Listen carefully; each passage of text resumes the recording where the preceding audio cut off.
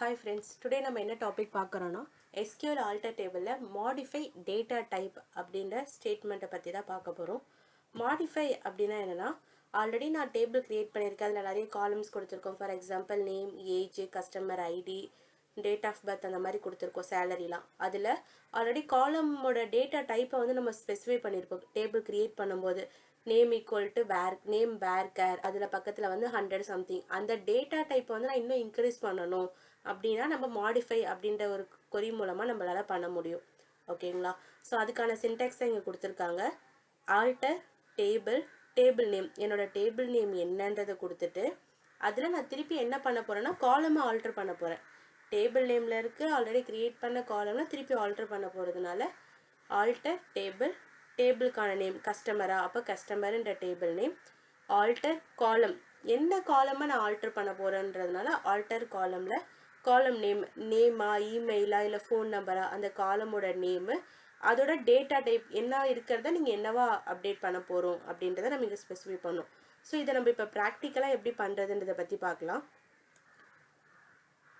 So இதுதான் என்னோட data base SQL DP. இந்த டேட்டா பேஸில் பார்த்தீங்கன்னா இந்த டேபிள்ஸில் என்னோட டேபிள் வந்து சேல்ஸுன்னு இங்கே ஒரு டேபிள் இருக்குது.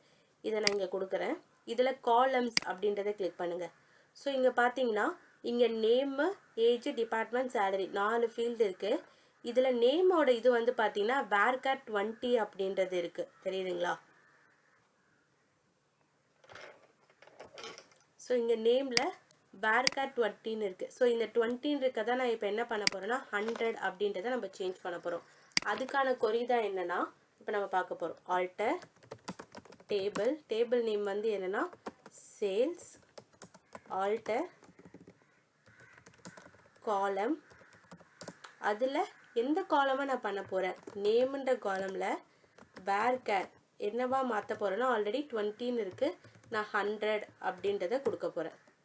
ஸோ இது கீழே கூட நீங்கள் இப்படி கொடுத்துக்கலாம். அப்போது ஆல்டர் டேபிள் சேல்ஸுன்ற டேபிளில் காலம் வந்து நேம் வந்து 20ன்னு இருக்குது 100 கொடுத்து இதை எக்ஸிக்யூட் பண்ணுறோம்.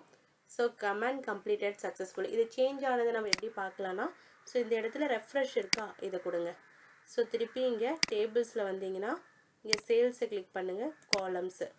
ஸோ இங்கே பார்த்தோன்னா நம்மளுக்கு தெரியும் நேம் வேர்கேர் இங்கே 100ன்னு சேஞ்ச் ஆகிருக்கு. ஸோ இதுதான் மாடிஃபை காலம் அப்படின்றதுக்கான கொரிக்கான எக்ஸாம்பிள். ஸோ நெக்ஸ்ட்டு ஒரு கொரியோட நம்ம நெக்ஸ்ட் வீடியோவில் பார்க்கலாம். தேங்க்யூ ஃபார் வாட்சிங்.